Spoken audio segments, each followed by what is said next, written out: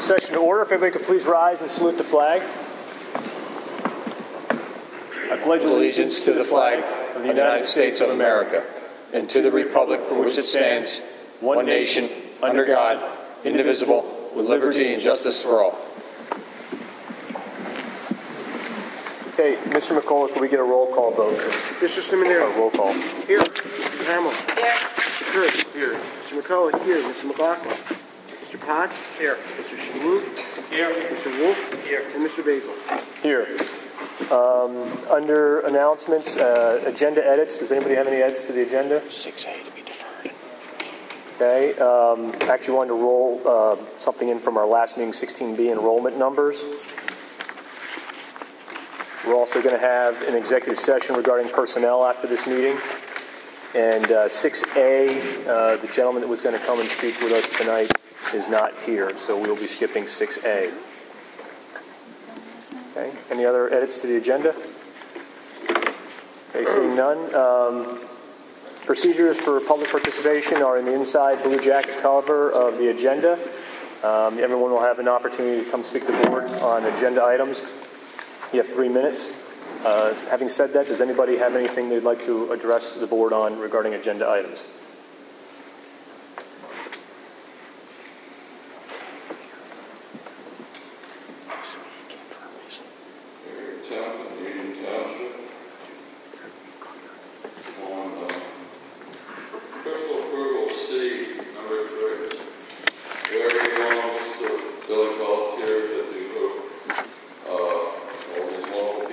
I'm sorry, Perry. Could you tell me again which agenda item you're talking about? Personal approval C, number 3. 12C. 12C? Oh, sorry, 12C, yeah,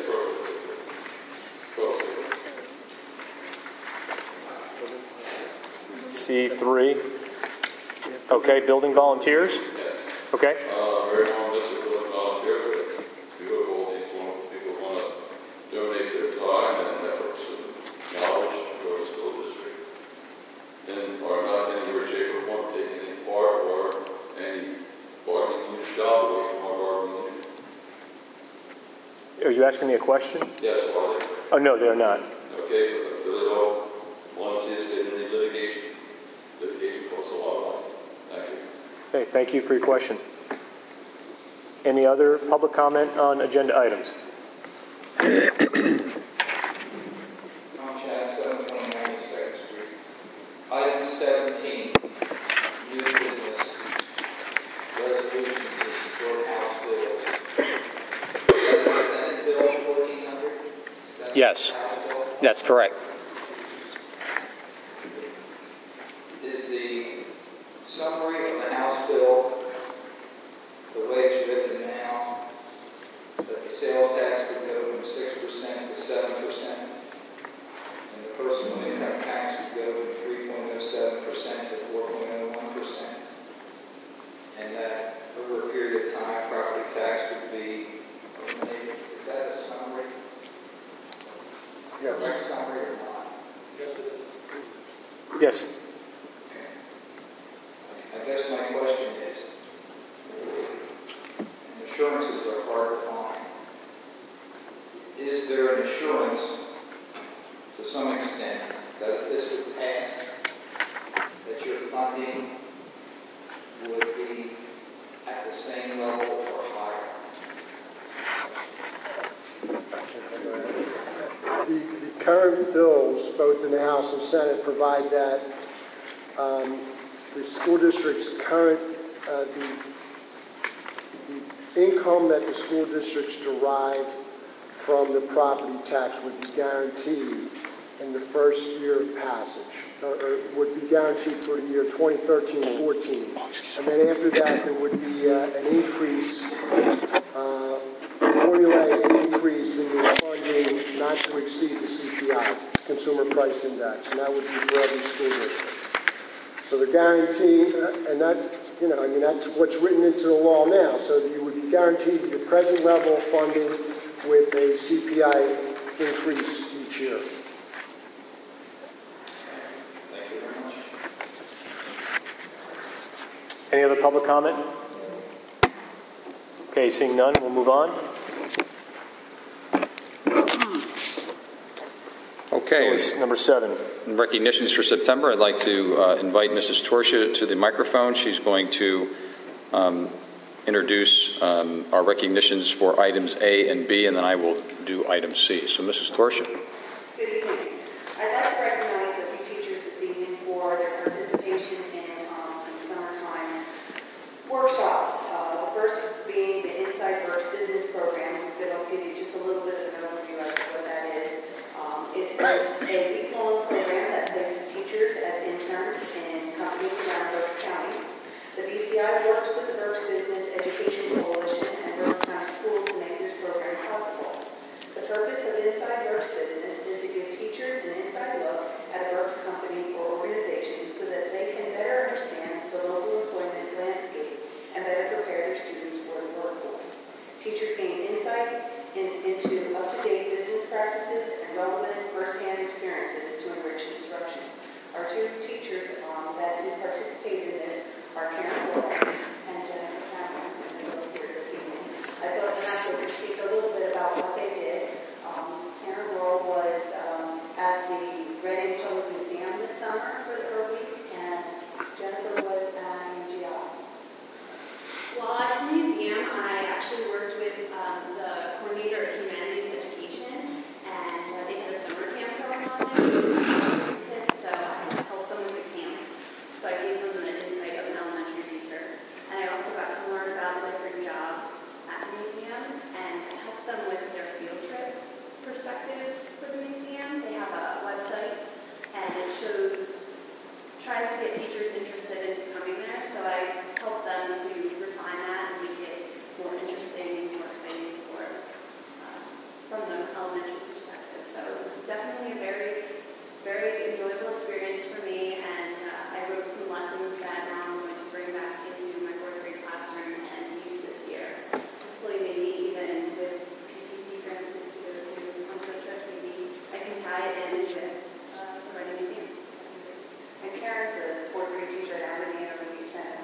Jennifer is a middle school teacher.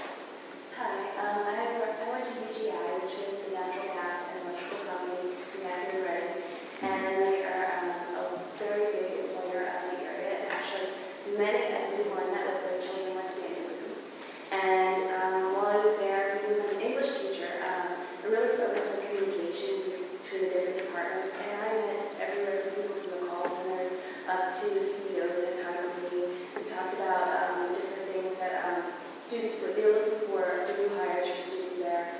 And it was really just a great experience for me to be able to come back into the classroom and really know how to better prepare my students to get a job in a local business in this area.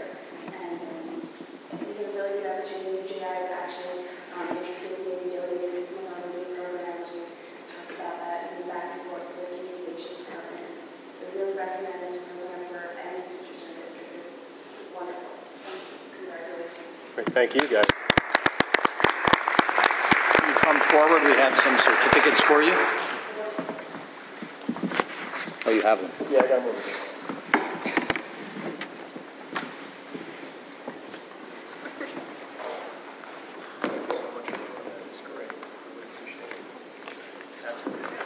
Make it up, okay?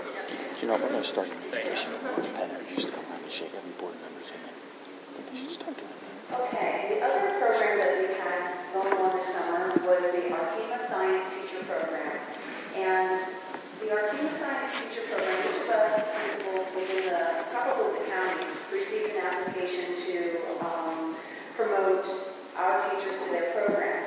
2 teachers from Alameda Intermediate Center were selected from our 4th grade team, and that was Karen Laurel and Ed Key. And I'm going to talk a little bit about what Arkema is. They're right here in our neighborhood. Unfortunately, it's right there on Lincoln Road in Birdsboro. Arkema is a world-class producer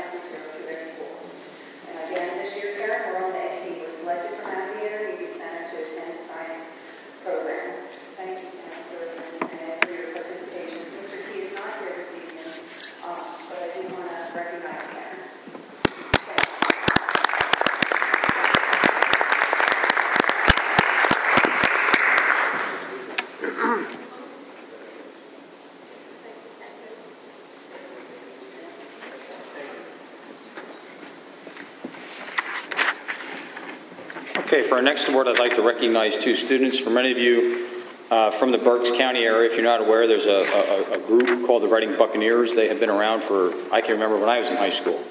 They used to, they were a drum corps that always had a lot of fame and a lot of wonderful performances throughout the area. So they have been around a very long time.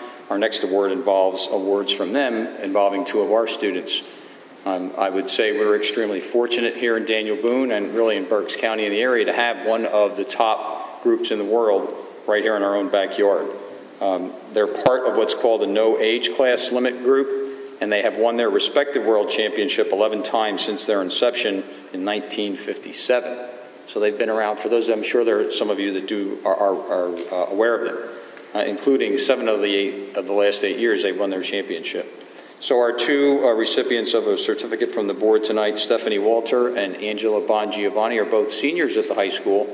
They just wrapped up a summer performance with the 2012 edition of the Reading Buccaneers. Angela was a member of the percussion section, come on forward girls, and Stephanie was a member of the color guard. Both students are very active in our music program here at the high school. Angela is one of our drum majors, and Stephanie is a senior member of the color guard who is involved in designing the flags and uniforms for this year's show. Both students are also members of their respective winter organizations. So this truly was a world championship for them, and we'd like to celebrate with them tonight, as there were groups from all over the country and England. Their final score was 99.03. I'm not really sure how that's derived, but the top score is 100, and that set a new record. The previous high score had been 99.025, and that was set by the Reading Buccaneers themselves back in 2009. So congratulations, girls. Is there anything you want to share with us about your experience? You weren't prepared for that. Well, how about if we just give you a round of applause?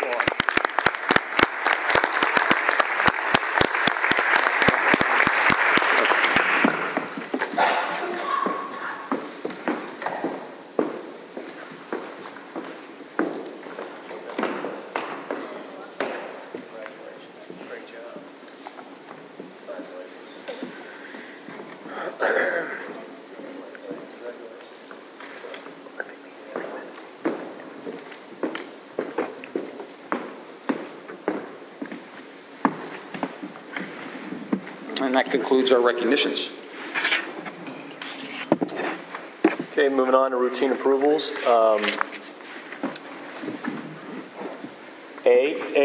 It's recommended the Board of Directors approve the minutes for the August 27th school board meeting and the September 10th committee of the whole meeting. Do I have a motion? Motion for 8A through C.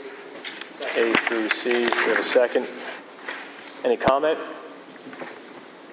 Okay, seeing none, can I get a roll call vote? Mr. McCullough. Mr. Seminara? Yes. Mrs. Hamill? Yes. Mr. Kurtz? Yes. Mr. McCullough, yes. Mr. Potts? Yes. Mr. Sheen? Yes. Mr. Wolf? Yes.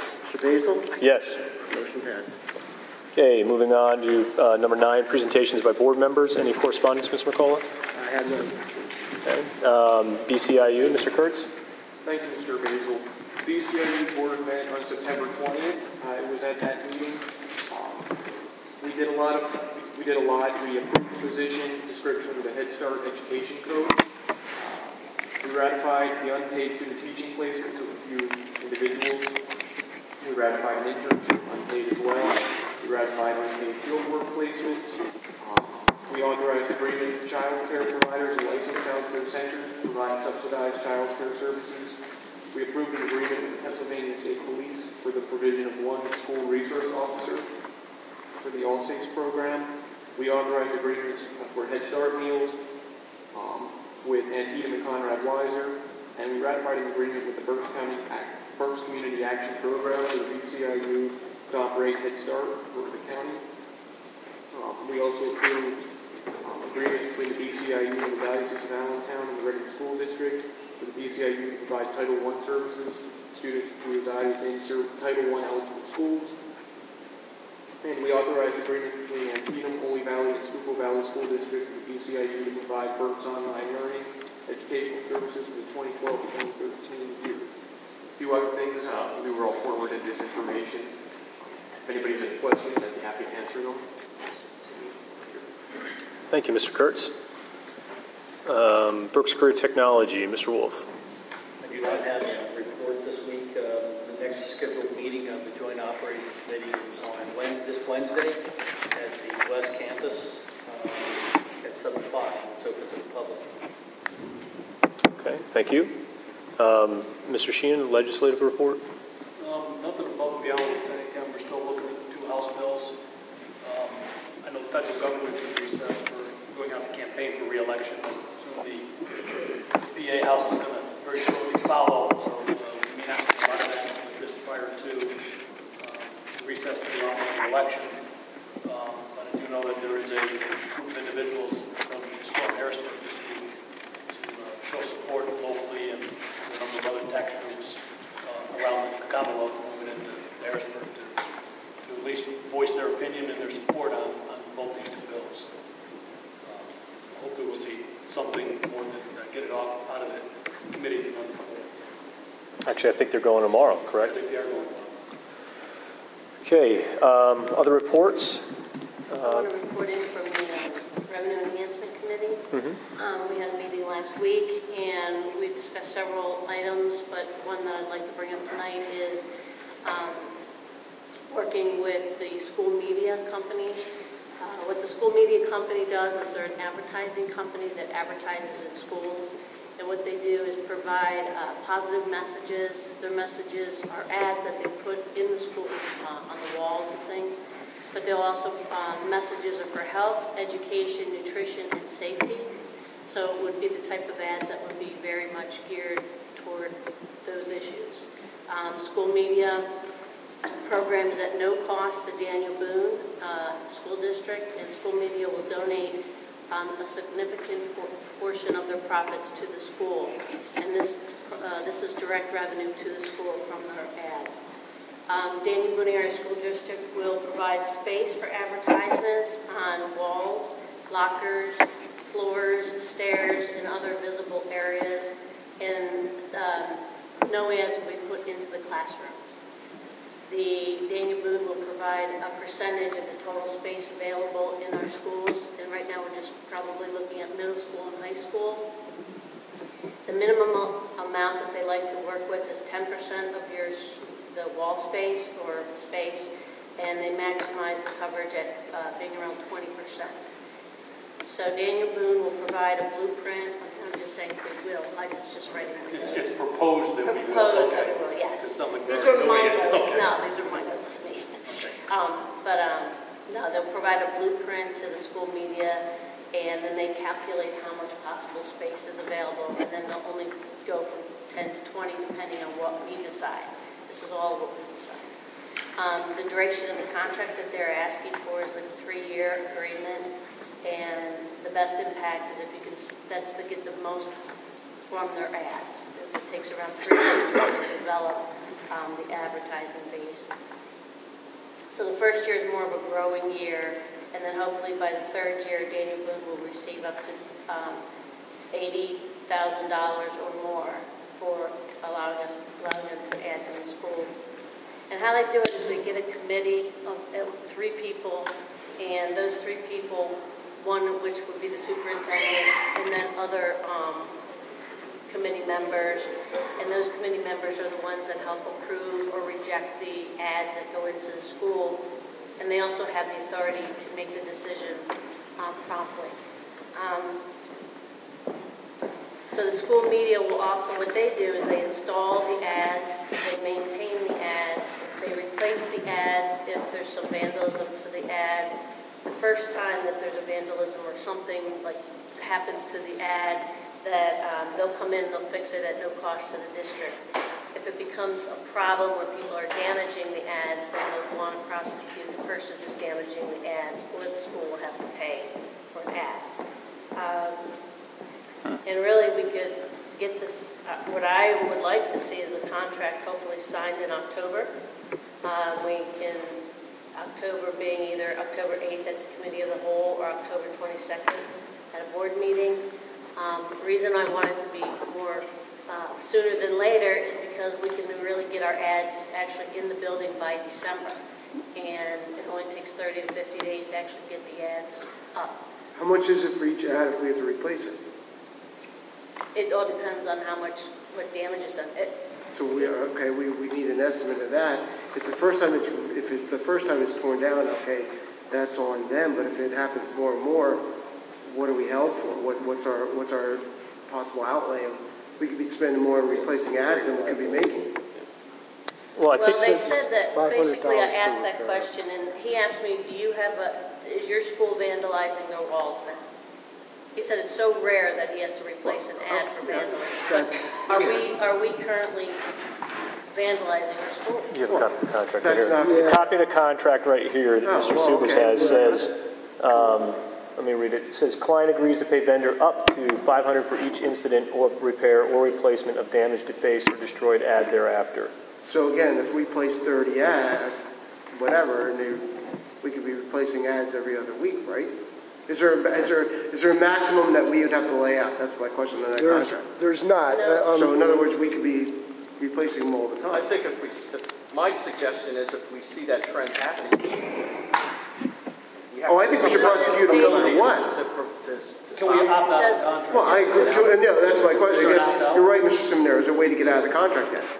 I just received the contract this afternoon, and there's not, but that's the type of provision that we would Thank you. negotiate. I mean, I'm not disagreeing with the thing, the concept. I just don't want to spend $40,000 a year to earn $20,000. Is there a list of the companies that we're allowing to advertise? Yeah, what companies, is there a list of that in the contract? If you guys will recall, I mean, as the Revenue Enhancement Committee, we discussed this 2 years ago, and there was a lot of information that was passed around at that time. Milk was one of the ones, eating healthy from, national health organizations and things like that, where types of advertising were used. And the school districts that this company is doing business with are generating between $190,000 and $200,000 a year in revenues. I mean, that's a significant amount of money to be bringing into a school district. So, Well, and I don't think anybody's against We're not it. against it. The upside is there. There's also We downside. want to see the The contract, and we downside want to is- make sure. well, look, all she's doing is bringing the idea to the table for the first time for the board to consider. So I want to thank Ms. Hamill for bird dogging this down, because I know we spent a considerable amount of time on the Revenue Enhancement Committee a number of years ago trying to get a hold of these guys at this media company, School Media, and trying to bring additional information to the table for the board to consider. What is our year one upside? What is year one upside? What is the potential year one He upside? would not pinpoint a figure to me. Who's the closest school that already has this? Pensbury? No, but again, the question is, if he's looking for 10 to 20%, and again, I'm not knocking, I'm just trying to get a hold of it. If they're looking for 10 to 20% of our space to advertise, they have to have a gut feeling, the minimum amount of money that would potentially raise. Dr. They Did estimate- you have a problem with contacting the superintendent there, just seeing how it's going for him? No, I think we should go forward. I think we should move Not forward. at all. I think we should. Pensbury and Upper Moreland are the two contracts he currently has in Pennsylvania. I asked him for more schools, and he said he was unable to give us more schools because they're pending contracts, and he didn't want to give a list of schools that are just pending contracts. So the estimate that you would receive, though, was based on roughly 5,000 student population in 10% coverage, and that's where they came up with that $80,000. That's year three. No, it was after 9 months. But 9 months. Yeah, but Well, how he many- said he said it has to, like right now Pennsylvania is growing in this idea. Right. So you would be on the top end of getting ads and you're not the bottom end. My question is, how do they calculate the revenue? I mean, how do they determine what we get? Number of ads. Well, I would think it's The number of ads, the number of ads, who's doing the ads, the number of students in the building. it depends on the size of the It ad. sounds like a formula based on the number of students and the percentage. Everybody Okay. forward questions. That's Put it on So the 4,000 students at Marketing 20%, we're at the puts top around- end. We'll get some more information. Well, no, you're talking middle school, high school. Middle school, high school. Less than the number of eyes compared to the ads. And is it at food services? Does that have anything to do? Well, I mean, it's a great idea, I just want to again, anything else? She's got some information, and what we can do is forward it to the entire board so you guys can all peruse it and take a look at it. There's a contract in there that we can take a look at. There's some promotional material that you've seen sort of before when we discussed this idea. The advertisements on the floors or laminated on the lockers and things like that, and you can get a general idea of what this stuff looks like. And we'll discuss it again at the Revenue Enhancement Committee. We'll put some, you can put some additional numbers together to answer some board-specific questions. You guys can email your questions directly to Ms. Hamill, and we'll talk about it again at the Committee of the Whole.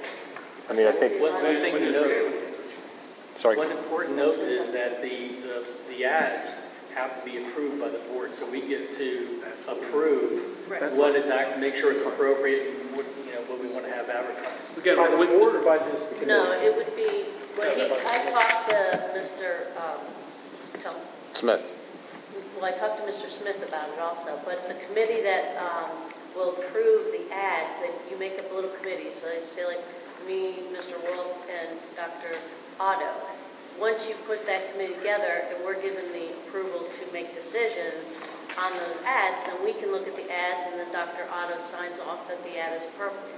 Yeah, But three people look at the ad. No, but as between you and the vendor, it's a school district that approves it. There's no vendor participation on that committee. I think what Ms. Hamill's referring to is as proposed, there's a 5-day turnaround. Right. So you would have to have a committee doing it because the board wouldn't be meeting frequently enough to review these requests. And based upon wanting to get this done in October, the Revenue Enhancement Committee is on the 17th, you said?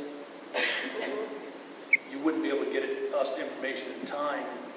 Well, the October 8th is the Committee of the Whole. It's Right. September. I just have to email you the information. Well, the one thing you might want to do is, if they're looking for some kind of building plans, maybe authorize the release of that information to the provider, because I think they use that in calculating their fee, because right now it doesn't have any fee information.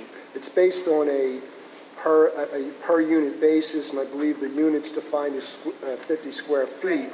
But I guess they will want such information as the number of students in the available square footage, et cetera. And I also before they calculate their fee. Can I also suggest that Mr. Zuber to read his contract? I mean, if he just got it, I mean, I want to make sure that we're. Yeah, I can do that. Is there a way, like Mr. Shaheen said, if it gets you calls, is there a way we can opt out? Well, I think it goes without saying that our solicitor is going to review any contract the board's going to sign before we sign it. Mr. Smith and I already spoke, and he emailed them the blueprint already. Oh, good. All right, so they've got the blueprint? Did you get that email, Dr. Otto? Mm-hmm. So that. Yes, we spoke this morning. Okay, so that has already happened, so that they can at least look at what we're talking about to get the actual figures. Will that also include the stadium? We just sent 2 places right now. The school, the stadium is possible to use as, because it did say stadiums in the literature that they can put ads up in the stadium. Great. I think it's great. It's great. Absolutely, I think. Answer everyone's questions, make everyone comfortable, but I think it's great. And I did look for other companies. So the reason why this is the only company coming up is because the other companies I called no longer either work with schools or they're specializing in sport advertising. So this was the only school that I got, company. Well, this is, as Mr. Basil, this is the one that the original Revenue Enhancement Committee, we tried to bird dog and we couldn't get anybody to come back to us on it. We couldn't get this guy in particular. This is the one we read about. I sent this guy an email. It went to an empty email box. Michigan or somewhere. I tried to get a hold of him before. Well, kudos to Ms. Hamill for tracking him down and bringing him to the table. So obviously, forward all the rest of that information to the balance of the board. Board members, if you have questions, forward them to Ms. Hamill so she can send them on to was it Tony Miller from School Media? Okay, so we'll forward it on to School Media for him to get the answers to us. And then, of course, anything you get, share with Mr. Subers as well as the rest of the board, so that when we come together at the Committee of the Whole meeting, we can have a productive conversation about how we're moving forward with it. Okay. Okay? Thank you. Thank you. Anything else coming out of Revenue Enhancement Committee you wanted to share? The only other thing that we did talk about that I was kind of curious on was we talked about what's the benefits of having an alumni information on our website when we don't actually, from what I understand, we're not really benefiting from having this alumni information on there. I was curious at the time who set it up and who's maintaining it. And on the website, it does state that Daniel Boone Area School District no longer maintains the district-sponsored alumni directory. We apologize for the inconvenience.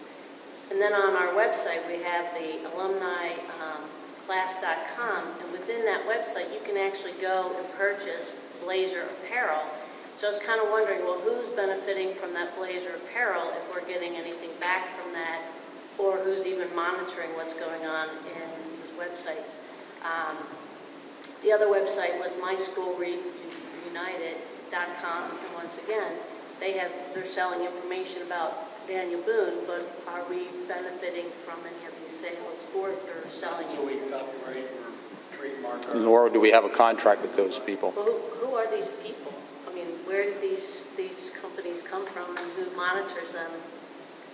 I was just curious how it all came about. So there's got to be some information because they're on our website, so we should be able to track down who these people are. I mean, we're obviously sending traffic from Daniel Boone off our website to these other websites. There's domain information that tells you who these people are and how to get a hold of them. And so we should be able to track that down very quickly, I would think. I was hoping. So let me get this straight. The work that we did with collecting phase 1 of that alumni is just throwaway? We're not doing anything with that anymore?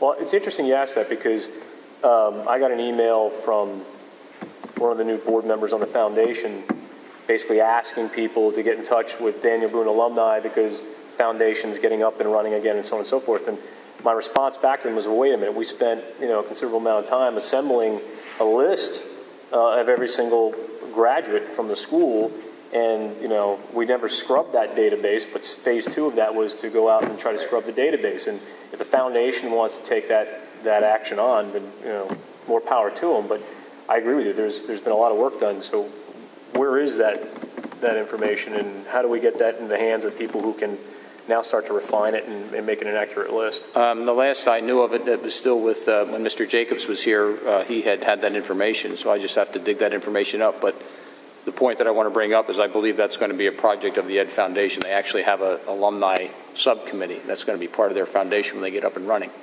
Because that was the one thing that we said, unless there were boots on the ground with that kind of information, it wasn't going to go anywhere. Now that the foundation is going to pick it up and run with it, that they will be the ones who will be able to get that up and running as they become stronger and they get their operation going. So we'll be more than happy to share what information we have with them.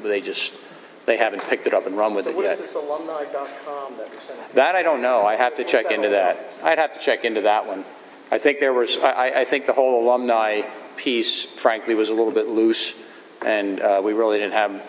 It's really not the school district's responsibility. It's the alumni's responsibility to deal with the alumni database. So I'm looking at the apparel on the website, and they're not using the name, only Daniel Boone Blazers, not using the logo or anything along that line. But it's still our name, and it is unfortunate we never did get around to trademarking or copyrighting it. So.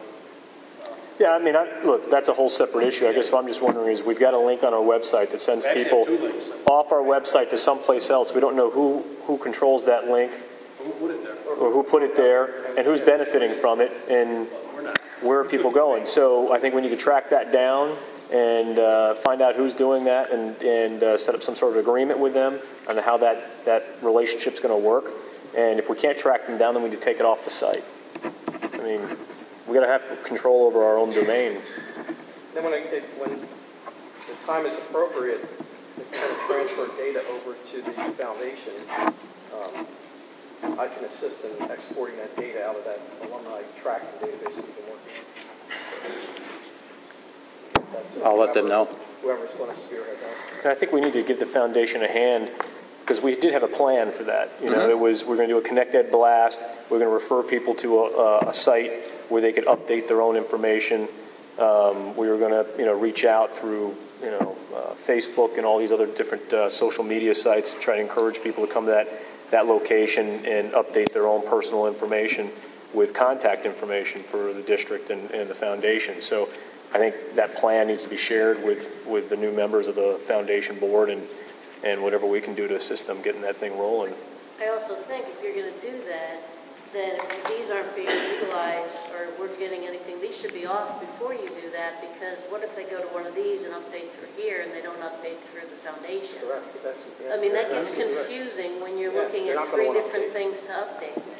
So I think we need to figure out why these are on there, and are we going to be able to get any of these names from that? Okay. Well, I see some of our Mr. Haas in the audience, so that could be something you can put on your agenda to tackle. Yeah, just quickly, what was shared at the Revenue Council meeting was, that kind of predates certainly myself, but I think those links are out there just as a convenience for alumni that are searching potentially for other alumni. Those are just sites like Facebook or any other where they're tracking out your classmates. So I think they were put out there at the time that the project was terminated previously. If we can remove them, there's really no value on that. As Ms. Howell said, there's really no value there for our study. So I'm fine with moving them tomorrow. That's what we'll do. Yeah, I think we need to take them off until we know what they It are. looks like alumniclass.com is the company selling these things. They're just generic label Links.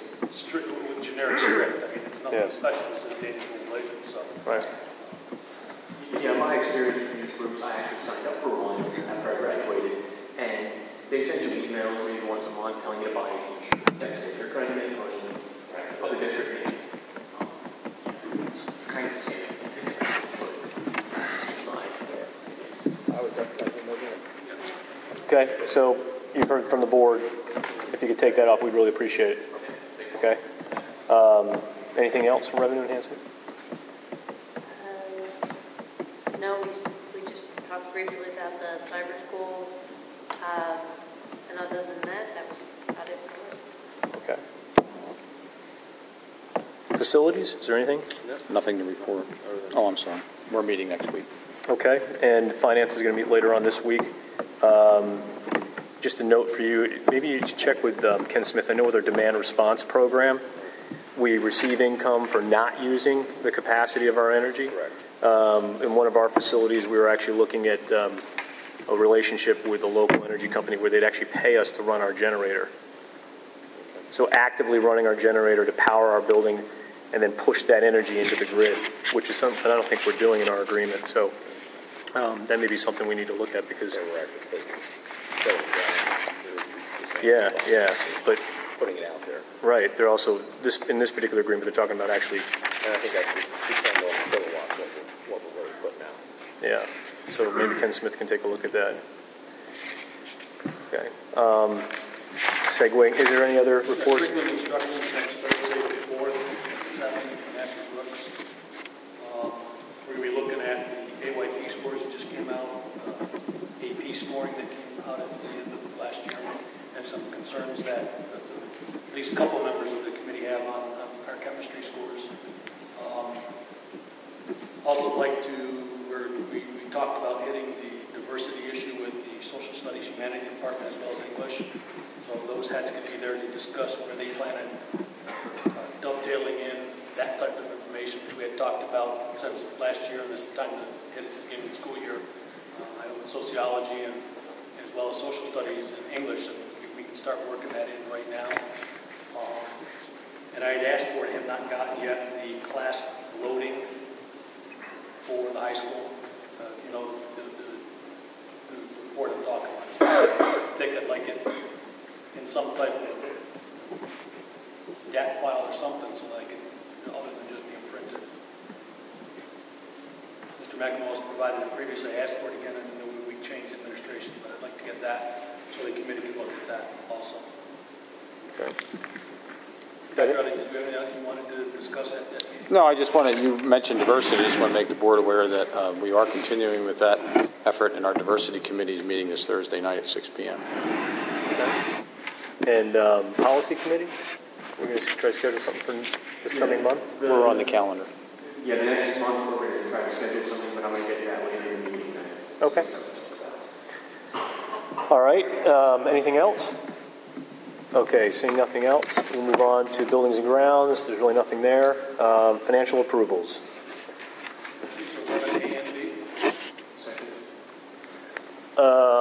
Okay. We have a first and a second. Right. discuss I guess it. I would just want to give you some more information on these, Okay. because it's a somewhat different motion. I had provided some information to Ms. Penzo that was circulated to the board. There's actually two separate actions pending. One is a private class action, and one is a state attorney's general investigation. There are pending settlements in both actions against or involving Wachovia Bank. And they deal with certain municipal derivatives, including guaranteed investment contracts, interest rate swaps, which are, and the district was involved in some transactions with Wachovia, which involved those covered derivatives. The basis of both the class action and the Attorney General's action is that Wachovia, in conjunction with other financial institutions, basically were involved in bid rigging, sharing information on pricing of these financial derivatives and arranging for each other to be the successful bidders on various transactions. The state attorneys general have negotiated a settlement with Wachovia, which involves a $54 million settlement fund. It covers only government and nonprofit entities, and they have articulated a settlement amount that would be payable to the Daniel Boone School District or area school district, which would be $4,293. That is based on only one transaction, which was a 1998 forward purchase agreement that the district had entered. I did some investigation, and it's unclear whether the amount of that transaction, that either included one or two bond issues. The first of those bond issues was approximately $10 million, and the second was $9 million. So it could include up to $20 million in transaction. That would be a maximum. And those transactions that the state attorneys generals were looking for were from 1998 through 2004. They had to be of the nature of the transactions that I mentioned, and they had to be considered based on the attorney general's investigation to be tainting, which means that Wachovia actually realized a greater profit than they would have in an open bid process.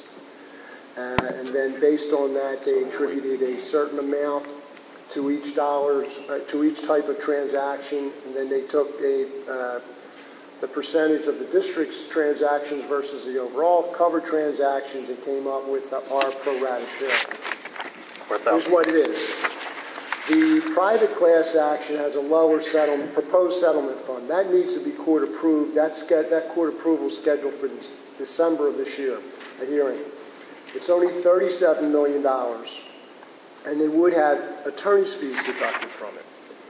However, that transaction, or that settlement would cover not only tainted transactions, but all transactions that the district, municipal derivative transactions that the district entered with Wachovia from 1992 to 2011.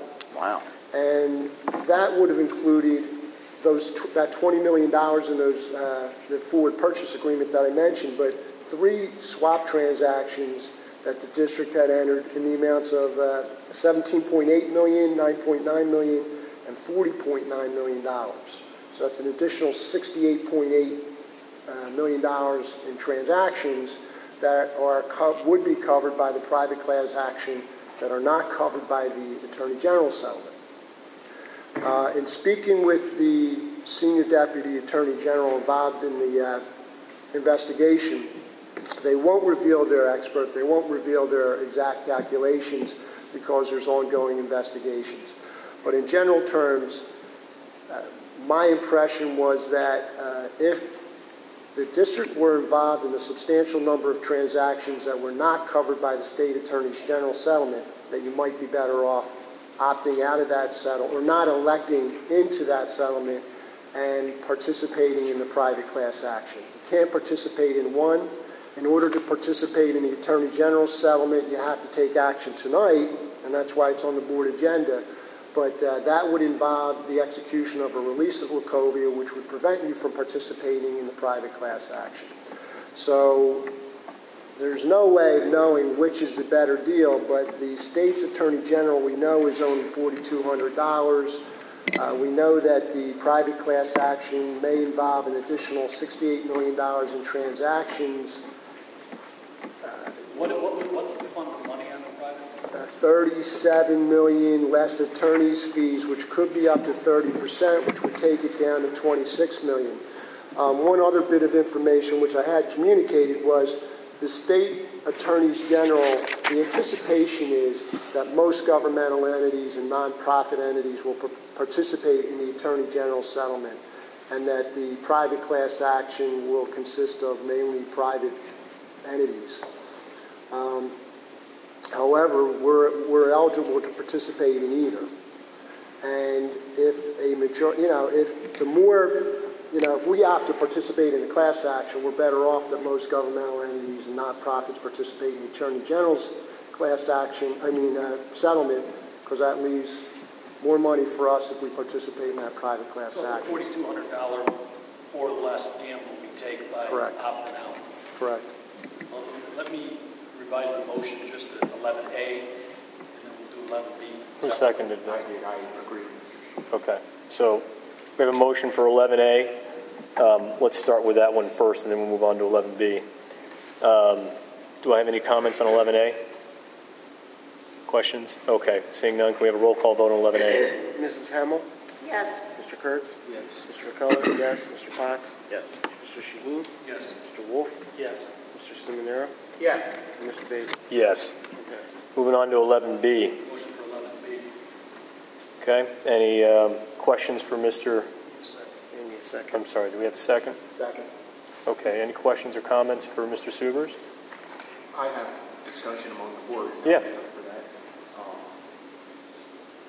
Is this something we want to do, I guess? $4,200 gamble, but it could be significant upside for us here. I think I'd ask Mrs. Penza, at the finance office, what's your opinion? Well, we weren't counting on any of the money, Right. so I say just gamble. I say gamble. It's not gamble. It's based on the information available to us. It's not a bad decision to defer and participate in the private class action because there's potentially greater upside. Do we even need to vote on it? Should we vote it down? No, we're going to either vote yes or no on the motion. So if you feel like we ought to stay with the Attorney General settlement, which would entitle us to around $4,300, then you will vote yes on the motion. If you think that we ought to do nothing and opt into the private settlement negotiation, then you'll vote no to the motion that's on the table. I personally think that we ought to go with the private settlement. I think there's more to be gained there. Our solicitor and our finance business managers agree with you. It seems like the right move to make. So. Just knowing that there's no guarantees. Right, there's no guarantees, but there is upside. He says that to everything. So, any other question or comments on? Yeah, Only the lawyers are guaranteed their money. Okay. Seeing none, can we get a roll call vote, Mr. McCullough, on 11B? Mr. Kurtz? No. Mr. McCullough? No. Mr. Potts? No. Mr. Shaheen? No. Mr. Wolf? No. Mr. Seminara? No. Mrs. Hamill? No. Mr. Basil? No. Motion defeated. Okay, thank you. And thank you for taking a look into that, second look in there. And moving on to 12, personnel approvals. A motion for A through D. Do I have a second? Second. Mr. Seminara seconds. Any discussion?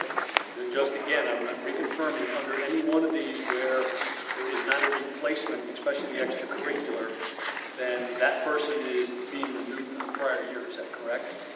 That is correct. And we will indicate that as we did with item M with Mrs. Taylor, where it says annual renewal. Right. Again, I'm asking, I'm looking at 1A, volleyball coach. It didn't say names, so that's, I just want to make sure that. Well, it's a volunteer. Yeah, we're maintaining the same throughout. Correct. Where there is a salary. Yes. Okay. Thank you for clarifying that. Any other questions or comments? Okay, seeing none, can we get a roll call vote, please? Mr. McCullough, yes. Mr. Potts? Yes. Mr. Shaheen? Yes. Mr. Wolf? Yes. Mr. Seminara? Yes. Mrs. Hamel? Yes. Mr. Kurtz? Yes. And Mr. Basil? Yes. Motion passed. Moving on to 13, programs. Do I have a motion for A, B, C? 13A through C. A through C. Do I have a second? Mr. Potts with a second. Okay, any comments or questions? Okay, seeing none, can we get a roll call vote, please? Mr. Potts? Yes. Mr. Shaheen? Yes. Mr. Wolf? Yes. Mr. Seminara? Yes. Mrs. Hamel? Yes. Mr. Kurtz? Yes. Mr. McCullough, yes. And Mr. Basil? Yes. Motion passed. Okay, moving on to 14, we have policies here for the board that we've had on for a little while here. These are all second readings. Yep. Okay. Any questions or comments? Then I want to make sure that on the 4 that we're all trying to find. Sorry, which number? A, policy for membership.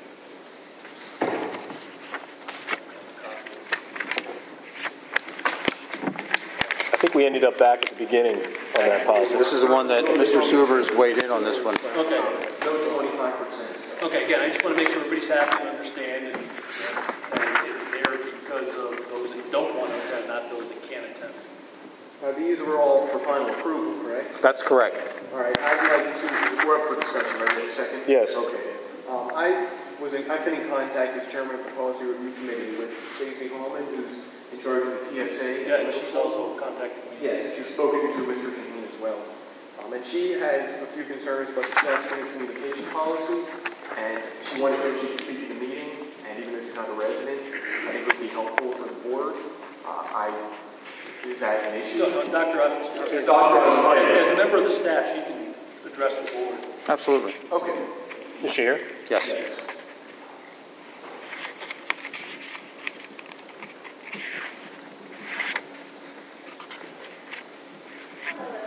Hi. Thank you for letting me speak on behalf of the student-staff communication policy that's looking to be passed. My concern with this policy is the way it's worded with no texting of students and no phone contact with students. I can understand the concern and why this is on the table to get passed an emergency for it, but the club that I run, the Technology Student Association, we go away 3 times a year on 3 different conferences, and texting and cell phone communication is my main communication to all the students that I take to these conferences.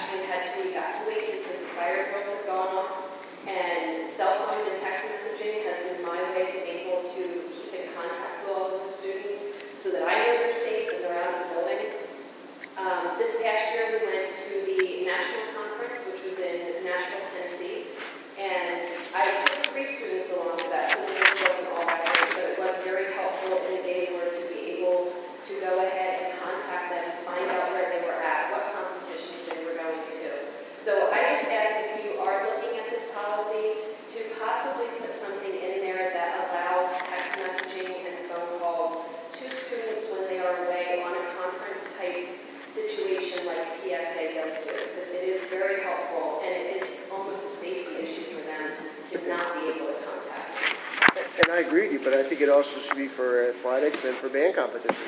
I mean, athletes go away, so there's The band. recommendation I'm going to make, is I made the first, is to table G and send it back to the committee.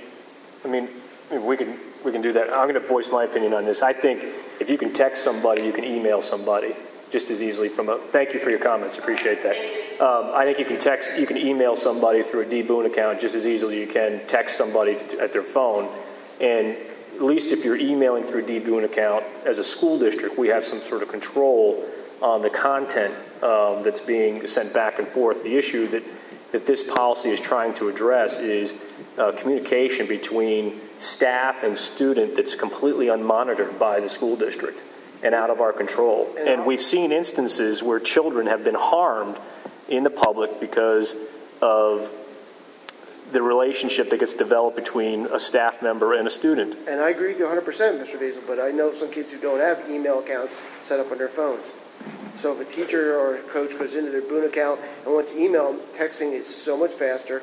If you do it through an email, in the case of an emergency where there was a fire alarm, it takes a while to go through an email account versus texting, which is almost immediate.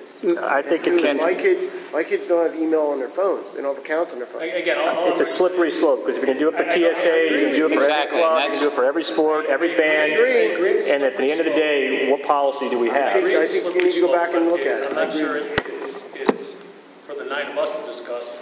Send it back to the policy committee. Correct. I agree with that. Come back with a recommendation. I talked to Dr. Otto about this when Solomon came up originally, and there could be a waiver given for the one committee, and that is it, or whatever. But I think it needs an event waiver or whatever. But I think it needs to be readdressed at the committee level and Rob. Correct. I agree.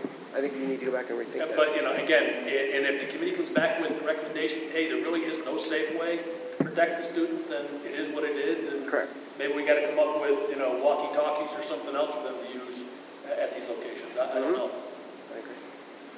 Well, I mean, we discussed this at length in the policy committee, and we talked about these types of situations. We'll go back and we'll do it over again, but I think we're delaying the inevitable. I'd like to hear opinions from those that have concerns about this on what the solution is, because what I don't want to do is go back to a committee and we come back out with the same thing. We haven't solved whatever the concerns are that other people are expressing here. And can I make a suggestion to that committee? Then go get some of the coaches, go get some of the people that are involved, that either the sports, TSA, Odyssey, ask them to come to your committee and give suggestions to you guys. I mean sitting from us, we're doing it as parents of kids who have been in there. But again, bring those coaches in there and give them that and allow them to talk to you guys. There was supposed to be discussion about this at the last policy committee meeting, but we had trouble with attendance on the regular scheduled date, so I just like to push it back till next month. If that's all right. I had an idea, which was mentioned over here, potentially a waiver for one event where a parent will say, I give this individual permission to communicate with my son or daughter on this date through this medium. Signed, maybe that's an option we can do. Correct. But that should be discussed in the committee. Yeah, I just want to... And invite some of the coaches and the proctors or whatever their titles are to come back. It's a slippery slope. I mean, think about some of the situations that every school district is encountering right now. You can read about in the paper.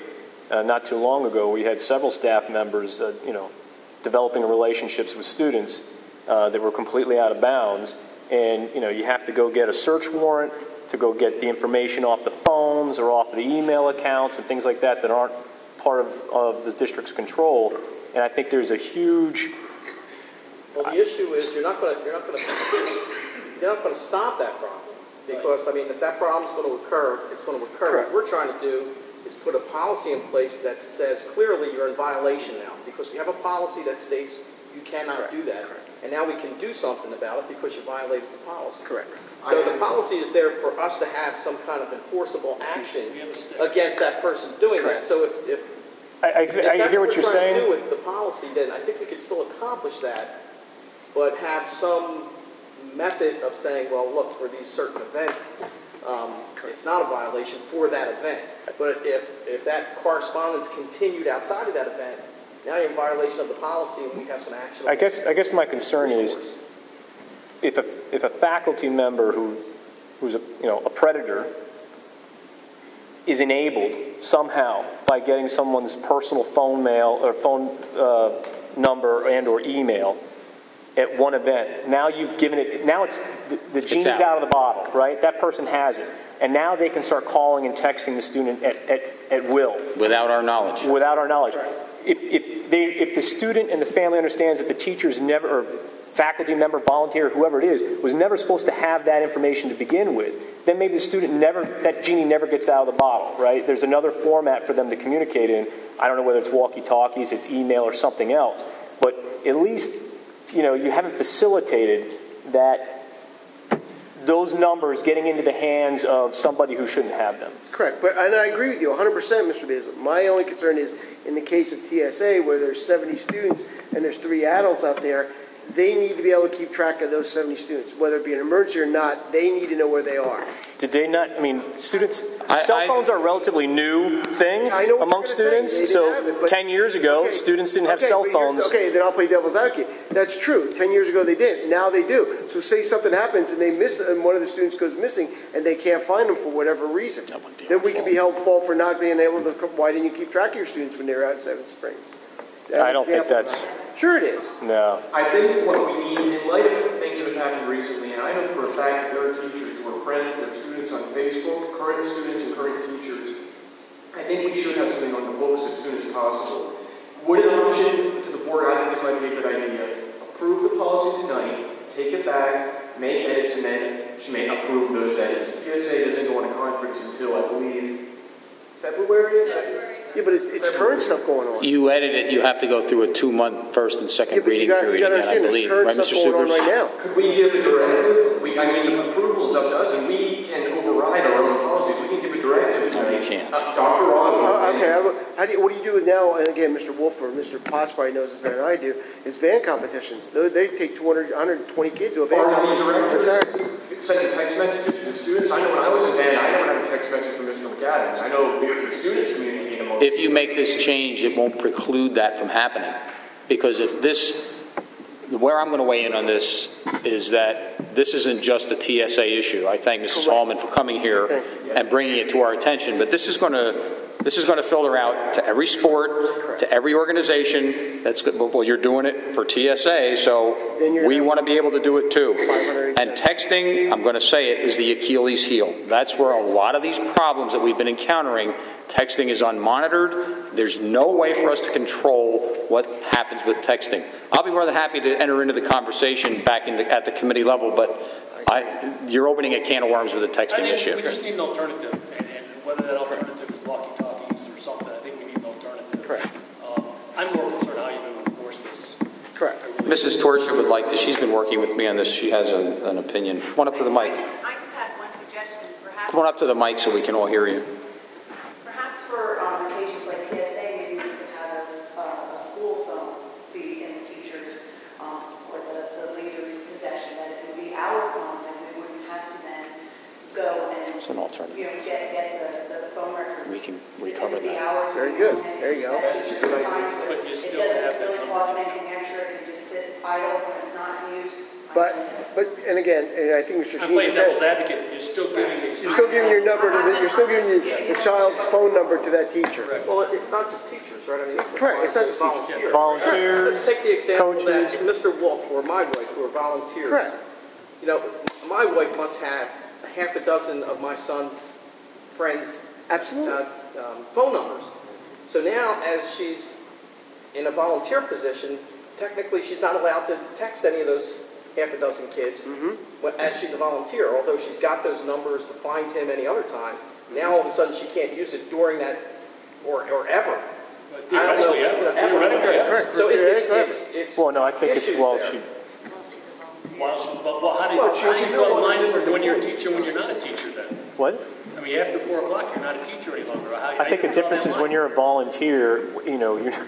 But again, you no longer work as I think volunteers from being a predator. I think this goes back to committee and go from one end to the other on this. I think we do need something, but I think this is a little too quick. We need to go back and flush this out a little more, and again, get some coaches or whoever. I think a lot of the coaches have already been. They've already started to comply with the policy the way it's written. Yeah, they've already started to. They're using Daniel Boone email. Their emails, wipe them out. They're getting off the Facebook. They're doing what we've asked them to do, and I think they're being very proactive. My concern mainly is with younger kids who are getting these cell phones so much younger. You know, then you have a middle school, elementary school kid with a phone, the teacher gets their number from whatever. Now you have this little kid with talking to the teacher, or talking to a volunteer, talking to a coach. You know, I really think the policy that's in place, even though as harsh as it may seem, it's going to be the most, this is what we expect from you, and then stop. I mean, I think a lot of coaches have already started to do that. How are you going to police this? I mean, that's another concern we talked about. We put a policy on Facebook and other social media. Who's going to police it? Who's going to watch? Who's going to look? Who's going to go out and see that they're gone? I think the discussion in the policy committee, this is designed not as a witch hunt or anything. It's designed if there is a case that needs to be addressed, we have the ability to deal with it. Correct, Dr. Otto? Correct. There's no provision in the policy, frankly, for us to scour 3,800 kids' Facebook pages potentially. Again, I mean, and then add into their, just want to say they're in violation of something. if they do it, then we have recourse if that's happening. And that's the intent of the policy, to say now there's teeth in it, and then if someone... It's our job to be... If we pass this policy as it's written now, then I would task the administration to come up with some type of satisfactory alternative to allow communication with these kids. Whether it's a walkie-talkie or something else. How about if a teacher does an activity outside the school and has a Facebook page and wants kids in the school district to participate in? Can't do it. Relay for Life, then, it's just been, you relayed for life. We have a Daniel Boone Facebook page. They can use that. But I'm saying is Relay for Life. If it's run by students, the students can do it. I don't know if the Facebook page is run by the advisor. Yeah, but again, I have no Facebook, so excuse me, I am ignorant about it. But can't you just link onto someone else's and keep going around? Right? If I link onto yours and you're onto someone else's, I can get onto not yours. on the pages. There's Are you sure? a profile. All right. Again, complete ignorant. Just for you guys to get it. I don't want a Facebook page. Okay. So again, I mean, my point is, we pass this as it is, then, and what I would recommend... administration come up with an alternative to allow these. Again, when you're wrestling, again, you got walkie-talkie, so you send a runner to do something. This situation with TSA, Odyssey of the Mind, there's got to be an alternative, whether it's a set of walkie-talkies or something else. Somehow we managed to do this before cell phones. What I would like to say is, which we do with other policies, there's a second phase to the policy, and that's guidelines. I think we can address that in the guideline phase of this. Maybe we need to put a guideline in place that addresses the policy. Sometimes the policy can have step by step, but we don't have that here. This just says we're not going to allow it, but maybe within the guidelines we can come up with alternative ways for communication to take place in situations like this. I mean, my biggest concern is, it's easy to sit here and say it's a big inconvenience until it's your kid that's been, taken advantage of. And then you can't take it back. And we've seen, I don't know, in the last 2 months, how many newspaper articles? We're over 5 now. Yeah, over 5 or 6 in our local area. And so it does happen, and it happens with more frequency than anybody would like, and you just can't take it back after it's happened to a child, and I think it's worth the inconvenience. That's my personal opinion. For what it's worth, as the one who pretty much participated in the drafting of this, I would pass it as it is. That's my recommendation, and allow us to work on guidelines to come up with some possibilities of how we can work within the convenience realm and still guarantee, not guarantee, but at least do our best to keep our students as safe as possible. I think that's a good suggestion. Everybody is in agreement with that? Yeah. Get something going now. Okay. Going now. All right, so having said that, we will accept these as they are presented. Well, you have to vote. Yep. We had a motion for 18A through J. Yes. I'm sorry, 14A through J. Any other comments or questions? Okay, can we get a roll call vote? Mr. Sheen? Yes. Mr. Wolf? Yeah. Mr. Seminara? Yes. Mrs. Hamill? Yes. Mr. Kurtz? Yes. Mr. McCullough, yes. Mr. Potts? Yes. And Mr. Basil? Yes. Motion passed. Okay. Anything under transportation? No report, no votes. Okay. Old business.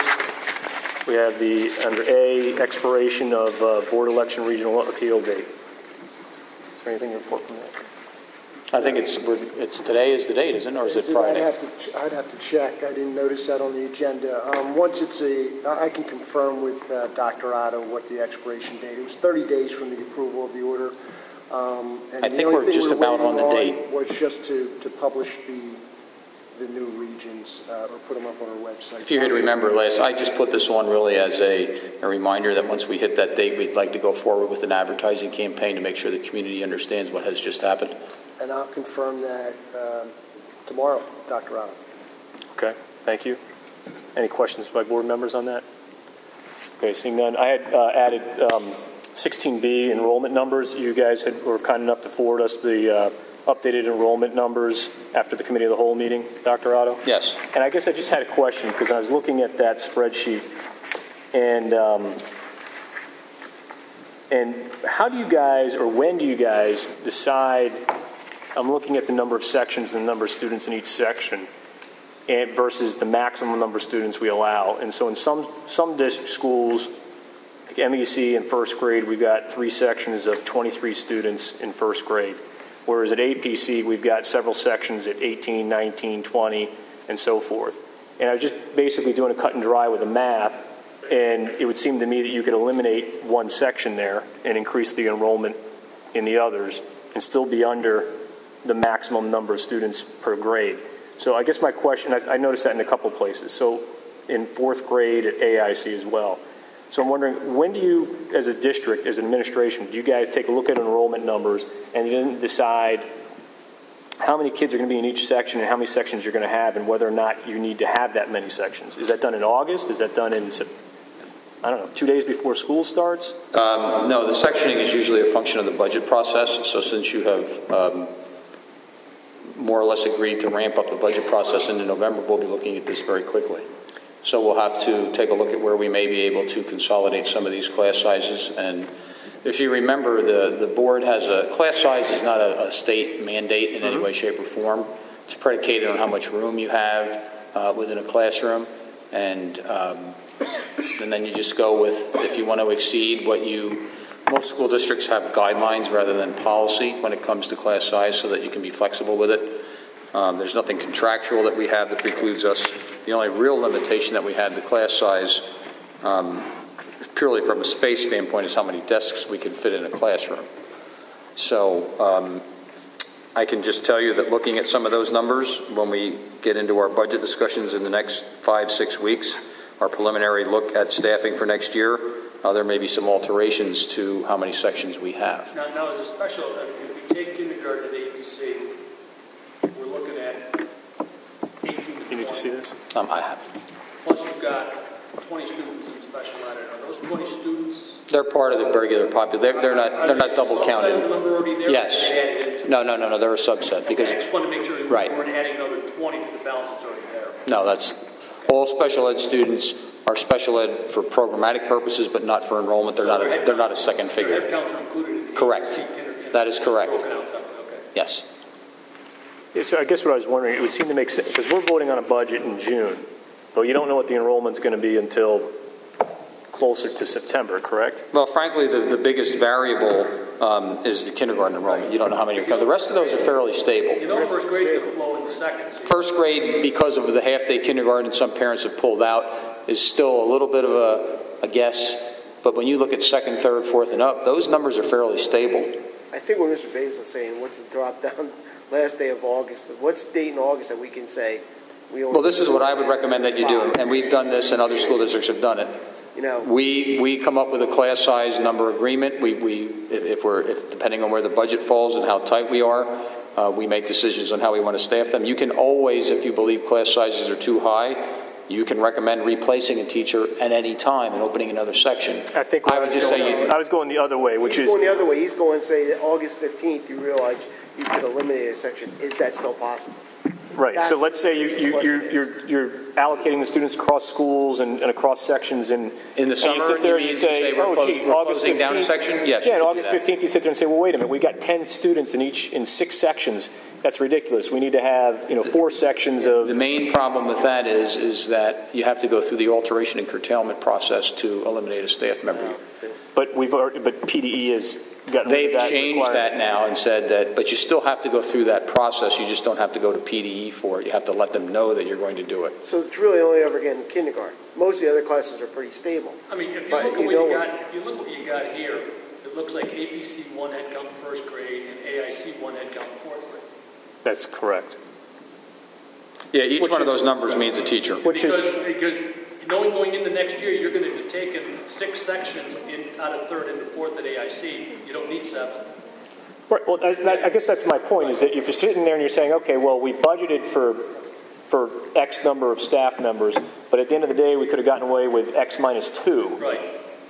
When is the decision made to go with X minus 2 as opposed to what we budgeted? I mean, that could have been, I don't know whether that's feasible or not, depending on desk size, number of desks. I would say that could have been $200,000 in savings. You need to back that decision up during the budget process as far at the beginning of the process as possible so that we can begin to, So you can get PD approval. So, well, you can get PD approval. You don't need PD approval, Oh, okay, well but you do have to present you need board approval, so you have the same resolution, but you wouldn't have to wait that time for PDE to approve it, which in the past has been anywhere from a month to 6 to 90 days. Yeah, I guess what I'm saying, though, is we don't want to, you don't know what your numbers are going to be in June when you're voting on the budget, but you do know what they are in August before school starts, and you don't want to be cutting classes in September when you realize you have too many sections, Or right? you don't want to cut them in June and have to add them in August. Right, so I think that there should be some, I don't know what it is, put it on the tickler for August that these numbers come in front of the board so that we can look at them and say, okay, do you need X number of sections or not? Or do we need more or do we need less, so that we can staff it appropriately? And I would say when you look at these numbers, just to address that, those numbers, when you go from second, third, fourth, fifth, they're not going to change much between now and the time we do the budget. They are going to be fairly stable, so we can make those decisions very early. Okay, and if we decide, and the board decides that, for example, in grades, what I would do, and what I'm already starting to do, is I'm looking at those numbers. Let me just take BEC grade 1, for example, 18, 23, and 20. I divide that by 3, and we're looking for an average class size. You pretty much, as the board, have a certain flexibility in deciding where you want the class sizes to be. And if the math problem comes out that we can eliminate staff because of those class size numbers, that's at the board's discretion. well, as Mr. Sheen pointed out, I'm looking at APC grade 1. APC 1 and AIC 4, where instead of having 7 sections, we could have had 6 in each, and that would have eliminated. Well, and I think then the program question comes into this, where I believe, since I've been here, there's been a commitment to try to keep those class sizes as small as possible so that we can work as closely as we can with the students. So there's a balance between a program issue and a fiscal issue here that you have to weigh out. I understand that.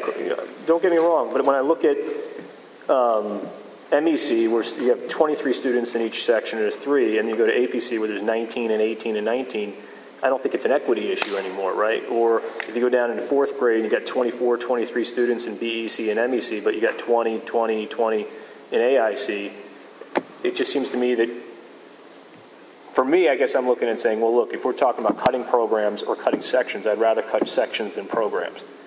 If those are decisions, those are financial decisions I got to make. Each one of those sections of 4th grade AIC up 3 students, and you'd be at the same level as BEC and MEC.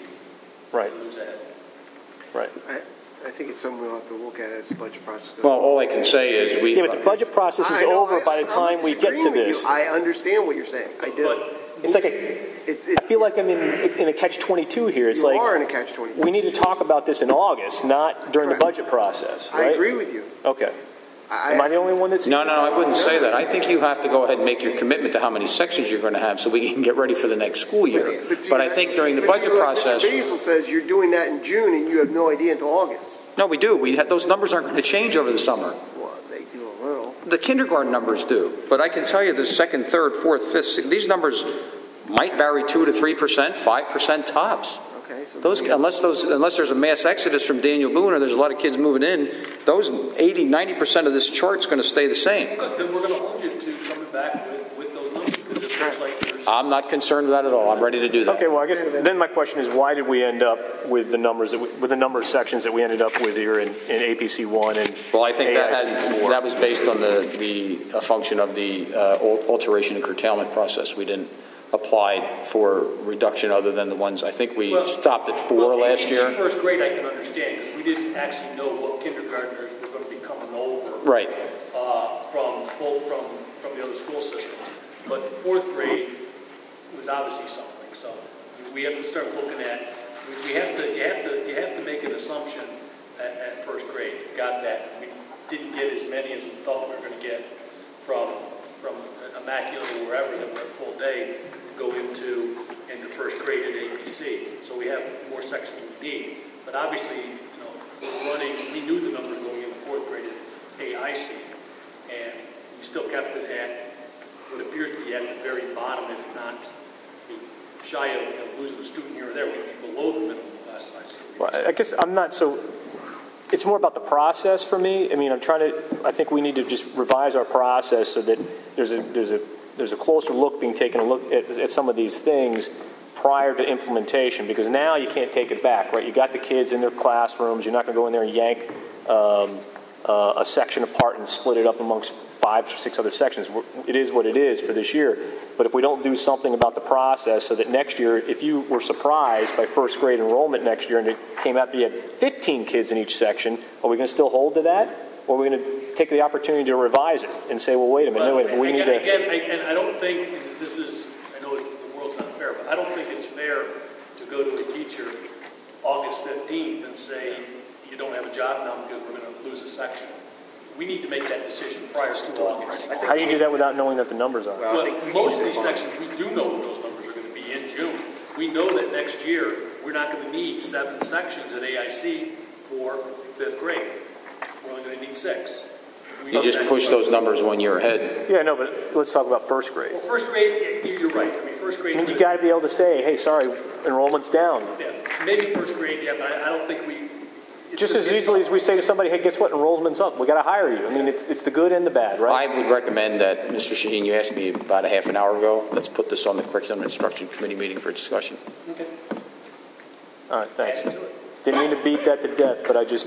No, I think it's a good conversation, and the reason that it's a financial conversation, and it's also a program question. No, undoubtedly it's a program I think we need to understand that financial decisions that we make have program impact, and as long as everybody's clear about what the impact is, it gives you a better opportunity to make a clear decision. Okay. All right, any other questions or comments on that issue? Okay, thanks.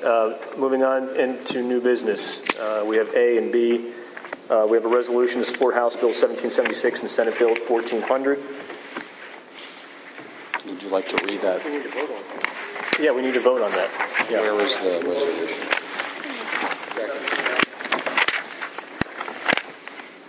Do you want to read it in? You want me to read the whole thing? Should we read it in, Mr. Subers? Or? I don't, okay. We don't normally read it's kind of long. All the resolutions in. Did anybody have any questions on the board before reading? I made a motion to approve 17A. Okay. Second it. Second. Any discussion? Okay, seeing none, can we get a roll call vote, please? Mr. Wolf? Yes. Mr. Seminara? Yes. Mrs. Hamill? Yes. Mr. Kurtz? Yes. Mr. McCauley, yes. Mr. Potts? Yes. Mr. Shaheen? Yes. Mr. Basil? Yes. Motion passed. Okay, and on to 17B, agenda format and items of business. This is something that I added to the agenda because there was there needs to be some clarity, I think, for the president and the secretary in addressing an issue. If somebody wants to petition the board to be added to the agenda, what's the format going to be and how much time are they going to be afforded to speak? So, well, then what's the point of being on the agenda? Exactly. I mean, there's a point for public participation on items that are on the agenda, and there's also an area at the end for public issues, at which time they can stand up and address the board. Otherwise, they can get up and on issues that we've already addressed and or not. But what's the point? I guess my issue is if somebody has an issue that they need to take up with this board, okay, let's say they're not getting satisfaction from the administration to a problem, right. okay, and they've appealed it all the way up through the superintendent, and they want to talk to the board. Now you're going to give that person only 3 minutes of an audience to solve their problem, or you're going to put them on the agenda and say, look, you can come in front of this board and we can hear what your issue is, and we'll give you, as a board, 8, 10 minutes, whatever the issue is. Individuals that can decide who goes on the agenda and who doesn't. No, the whole board votes on... You just had the president and the secretary. But the whole board gets this agenda prior to us meeting, and the whole board has an opportunity before this meeting even starts to approve the agenda and make edits to the agenda. Okay, but you get to reject them before. You're right. The board president and secretary can screen the agenda prior to the rest of the board getting it. My thing was, put them on. Just like any municipality, if I call up the municipality, I want to be put on the agenda for that evening, they put me on the agenda, and that means I'm not limited to a 1 minute or 2 minute time. I have the time I need to discuss my issue with the municipality. Okay, can I please defend myself? My concern is that, one, is we have a policy saying the public can speak for 3 minutes. If they get up there and it's not necessarily a grievance or whatever with the board, they just want to stress their opinion about anything, the use of texting. If we allow them to be put on the agenda, now you've allowed them more than 3 minutes. So the public then is running, or is more or less setting our agenda. Because I could have 50 parents out here saying, I'd like to address the board on the texting issues. If that's true, then we have to have 50 people with their names on the agenda, and there's unlimited amount of time. No, why wouldn't through this process, discuss with you and the president about getting on the agenda? They can tell you what the issue is, and you can allot them an amount of time that exceeds 3 minutes. You can say, okay, we'll give you 5 minutes. But first of all, they won't contact us. They'll probably contact Dr. Otto. And two, is like I said, my concern is that people want to be on the agenda every time, and if once their name is there, then that 3 minute rule is somewhat out the rule, and they're setting our agenda for another time. I don't think you go with that. I wouldn't agree with that. Well, that's why, and to be honest, there was a gentleman's name, and I asked to have his name. His topic is there, but his name is not there. Right. But they could be talking to you and say, and tell you, listen, I need to discuss this issue with you, you folks, and you can say, well, that's part of the 3 minute public participation. Okay. You can come up and do that.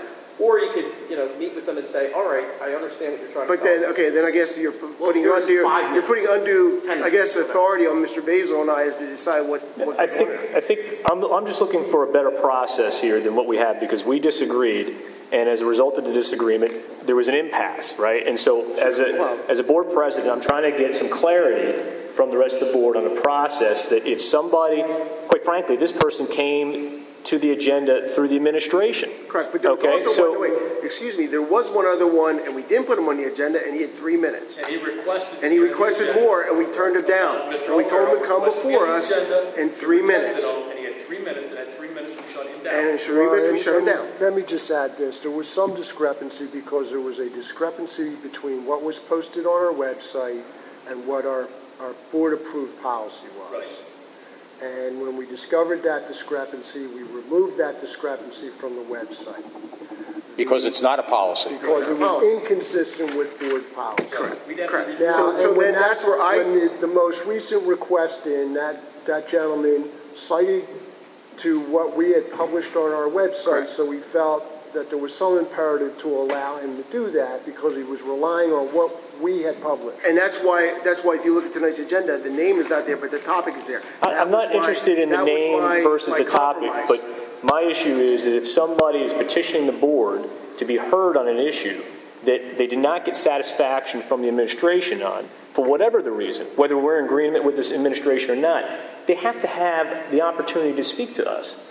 And otherwise, how does the problem ever get solved? We have the time to speak in the 3 minutes if we keep our mouths shut and let them talk. But if you have it, that's a one-sided conversation. But then you're going to let them say what they want to say, and then we're going to, not respond, or respond and then say, well, I'm sorry, you can't have any more comment after that? I agree that public has the right to speak. My concern is they're dictating the agenda where, again, if there is a topic, let me finish, Mr. Basil, a topic of heated discussion, we could have 50 people be put on the agenda. And if you allow, at the 1 minute... We put the people on the agenda. So if the issue is, we're going to have a conversation about... So you're saying if 50 people have the same topic, I'm going to pick only 5 to hear from? Yeah, you say, I'm going to give you... Board's discretion. Agenda's full. You need to put together a leader who's going to present the issues to the board. That's even worse. Why is that worse? Because now the other 40 people might want their say. Well, they're going to need to get together, and they're going to have to present. I think we've had that before.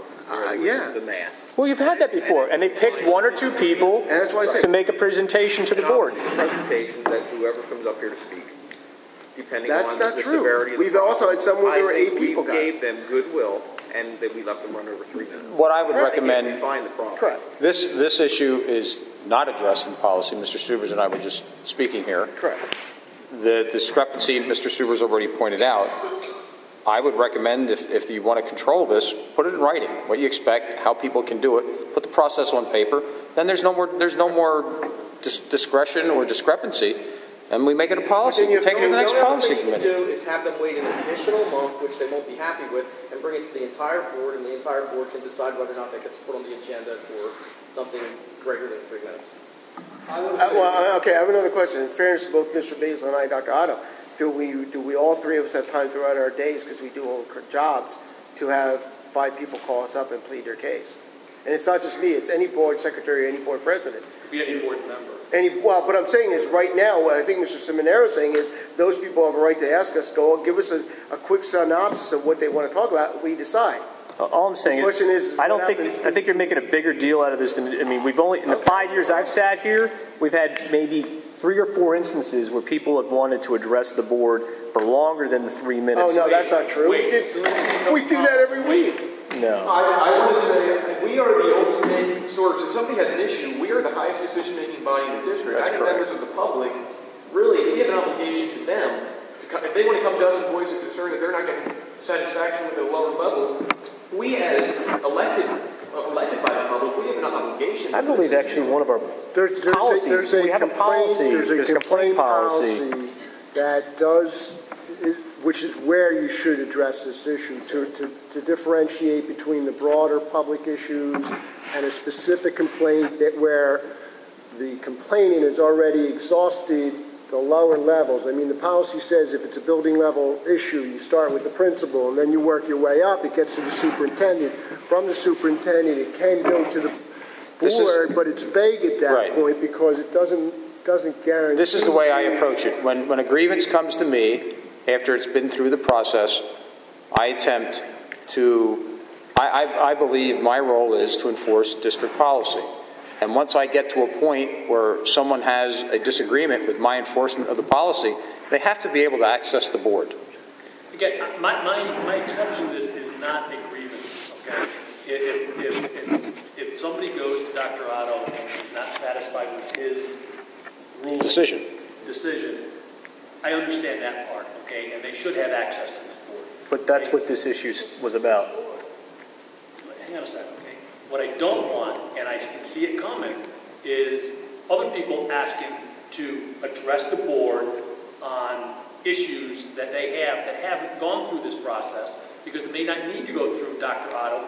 I don't like, they got other issues they want to address. It's not a district issue, it's another issue. Their taxes, their bill income, whatever, and all of a sudden they're asking to put on the agenda. If it's a complaint issue and we very, very specifically outline the process that it needs to go through, with Dr. Otto being the top priority of the board, I don't have a problem. But if it doesn't go through that issue, then I don't want to grant them 5 minutes to sit at the lectern and pontificate about anything else going on in the district. I think truthfully, with these individuals, if you want extra time and you want to put on the agenda, we need to confirm that you did go through this process, and if you did, let's give you extra time. Plus, not to be rude, if it's usually a one-student issue, chances are we won't discuss it in public anyway. Right, it's true. Yeah. So again, so you're going to have a person get up for 10 minutes, and then we're going to have a comment anyway. Plead their case, I feel.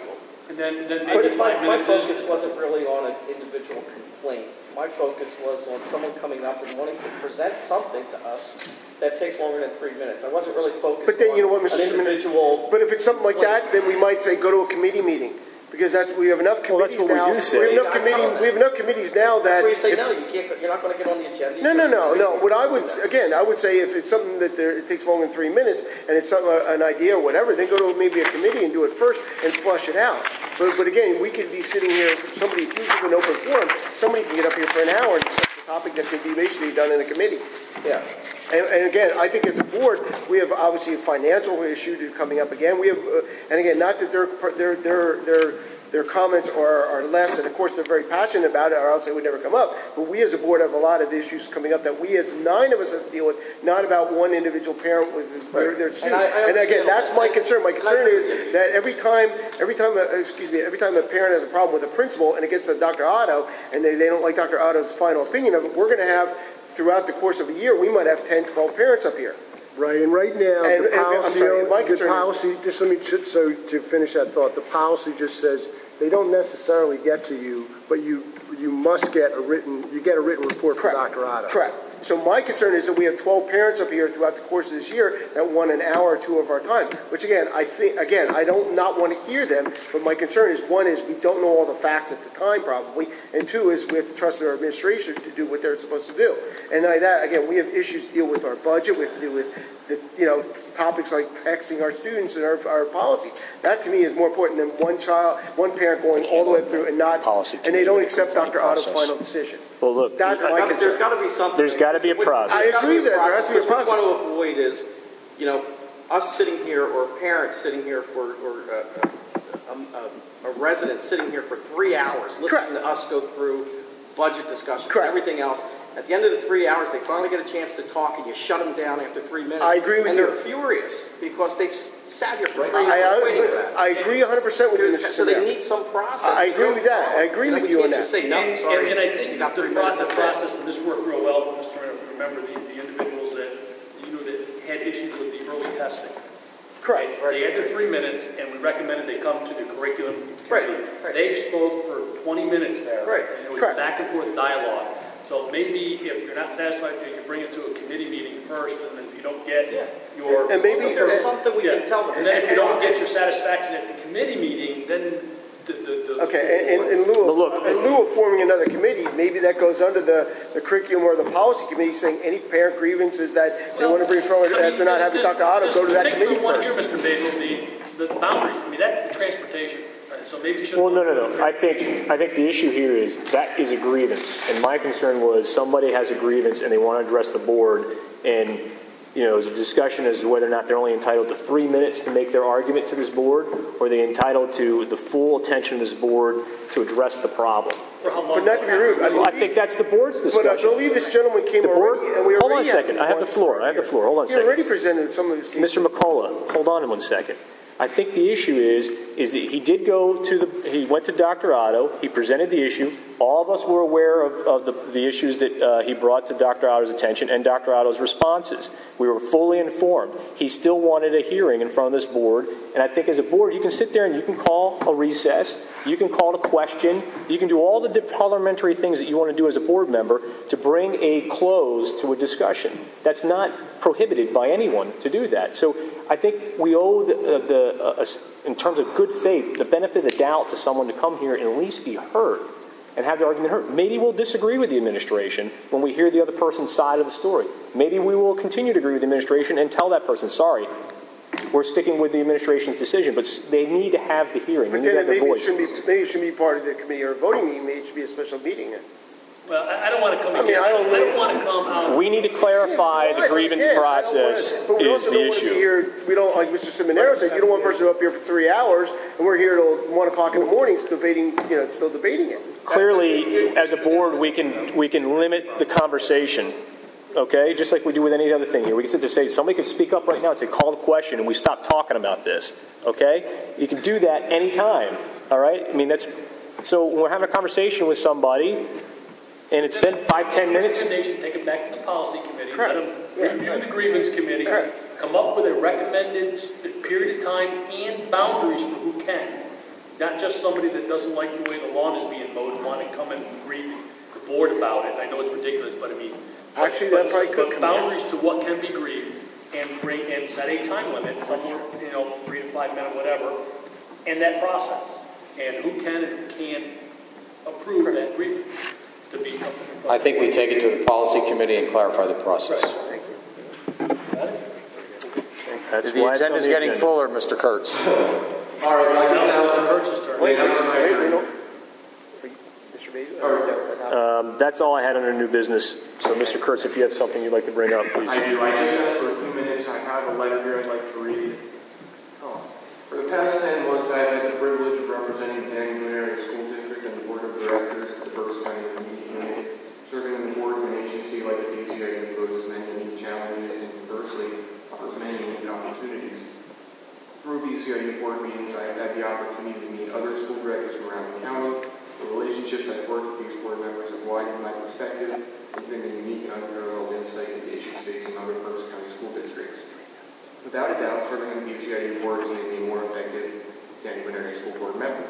I would like to take the opportunity to thank the school directors of the Danny Area School District for placing their trust and faith in me to represent not only the interests of the district, but also the interests of all Danny residents.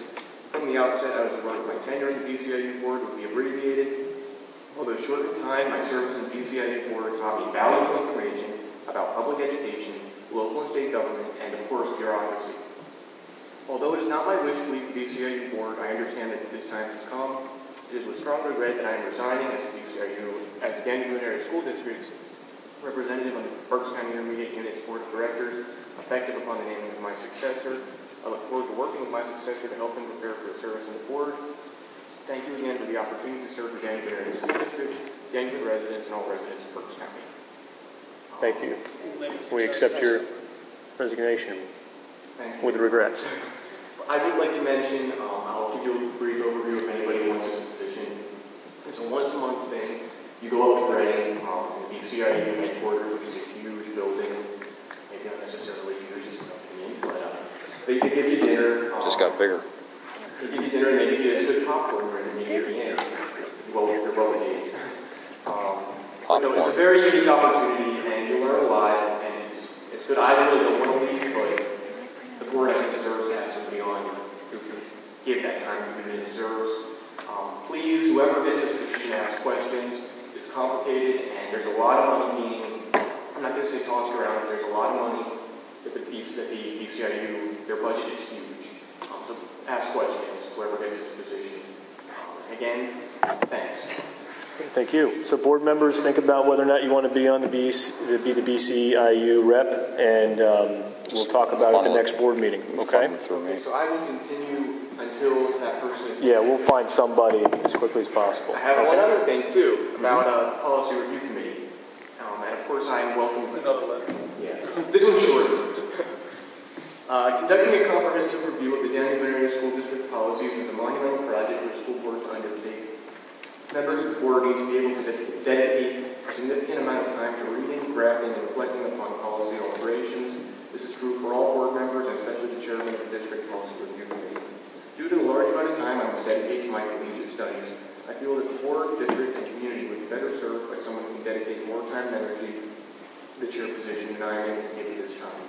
I would like to thank the board for placing its trust in me for the last 9 months. I believe that I have brought passion, energy, and new ideas to the policy review committee during my tenure as chairman.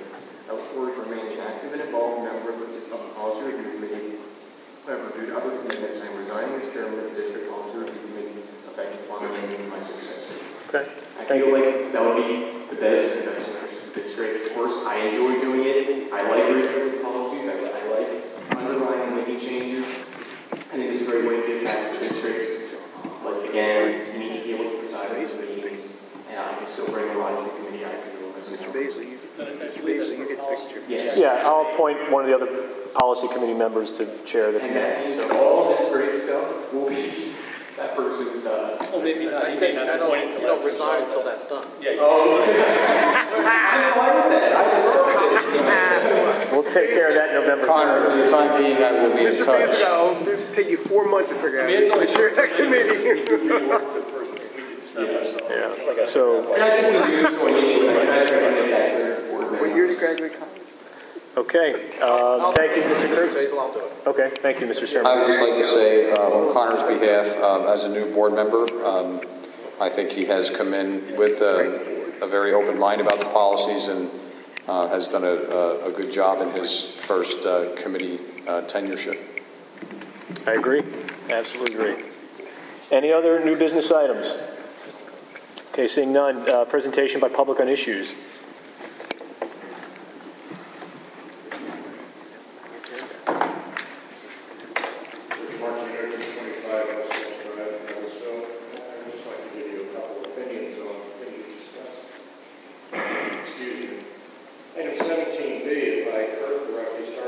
was talking about a procedure for the public to get on the agenda and morphed into procedure to air complaints and grievances. And I don't think that's how it originally was intended.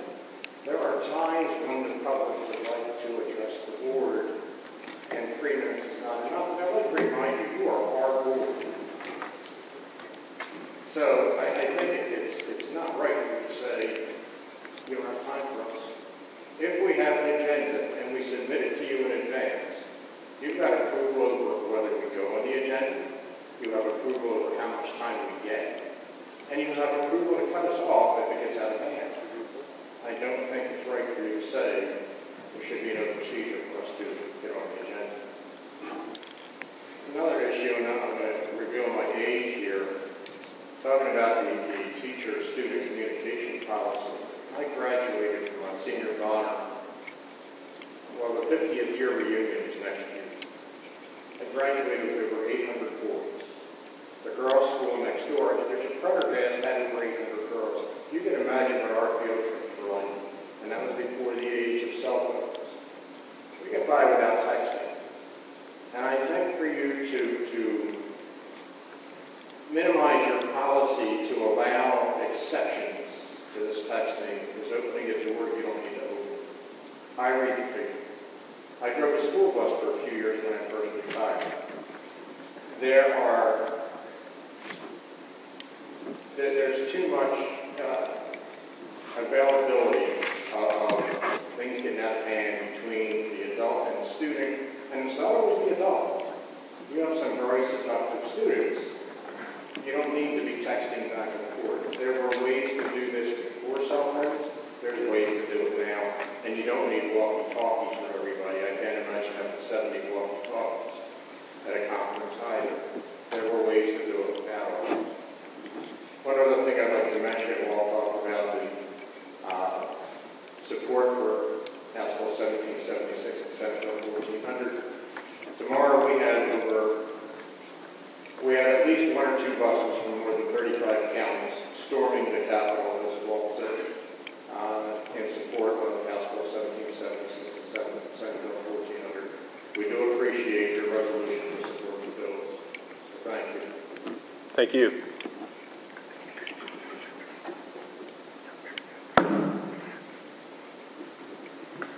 Chat 729 second.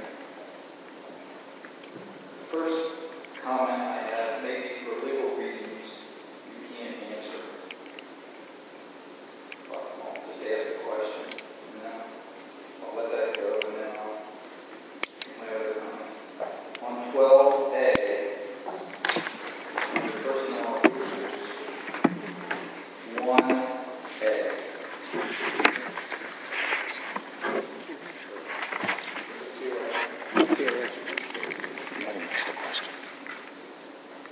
I don't understand, and let me preface my first comment that the United States were innocent until we're proven guilty. However, I don't understand why the word resignation is there instead of termination.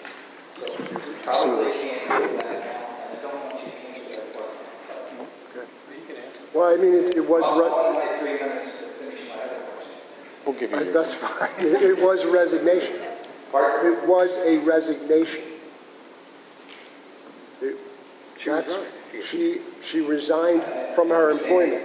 I understand that. Let me just talk in a general case, not a specific case. I think certain things are so bad. Well, then let me just, and to jump, maybe in anticipation of what you're saying. All reports were filed with the appropriate authorities, and additional action may be taken by other authorities, not limited to law enforcement authorities, and I cannot say more than that.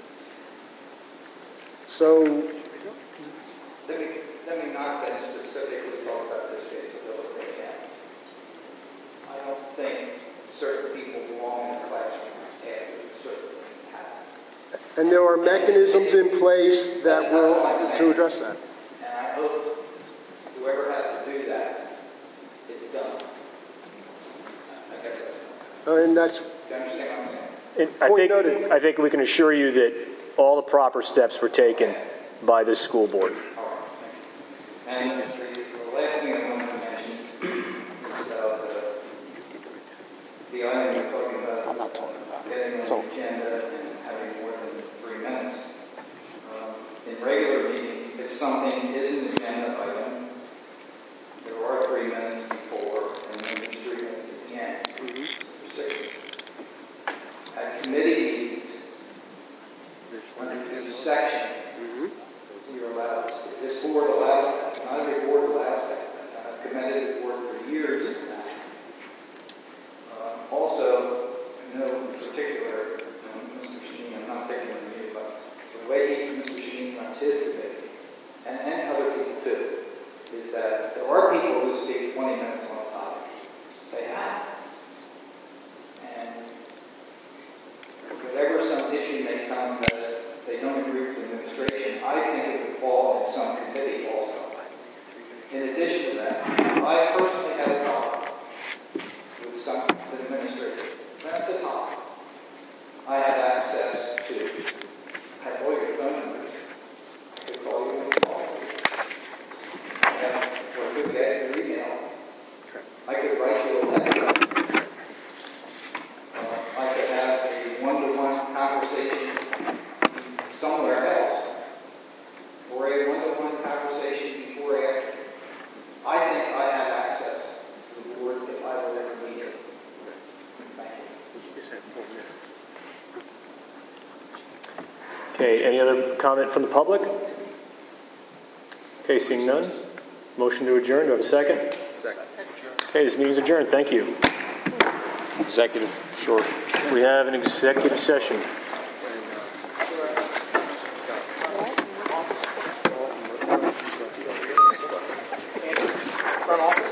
Yeah, front office.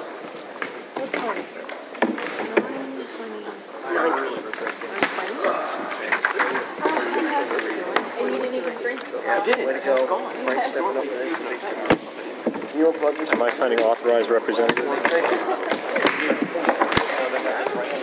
Is there a board president spot there? I would think you'd be the authorized. Yeah, I would But be. it says authorized representative on both.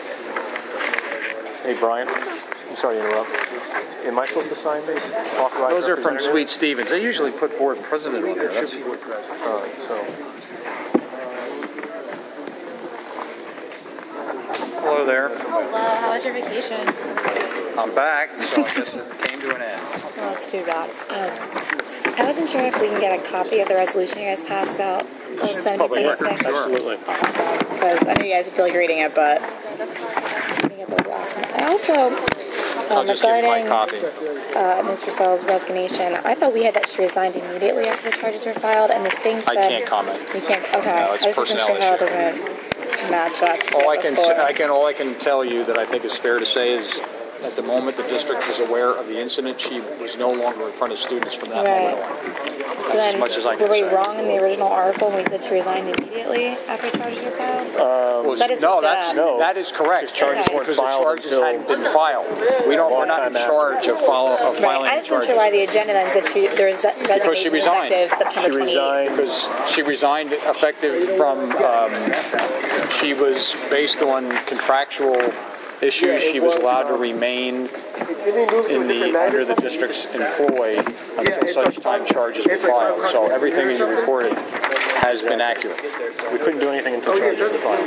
Right, I understand that. I guess the confusion The is... day that it hit the newspaper is the day the charges were filed. Right, and what we So wrote that day said resigned immediately. This says resignation effective September 28th. So there's like a 2 week... She submitted her resignation within... Okay. Her resignation was dated the same day it hit the newspaper. Right. So you weren't incorrect. It wasn't actually approved. A resignation is not official until the board votes on it. Okay. So she is officially gone. Okay. That's okay. I just need to make sure I got She's that no longer straightened in our out, because I know they're like, because they saw it on the agenda, like, well, we thought she already was resigned and out of there, and I was like, She had submitted her resignation the day of the but now charges it's been were filed. approved Now and it's official. Now it's official. That works.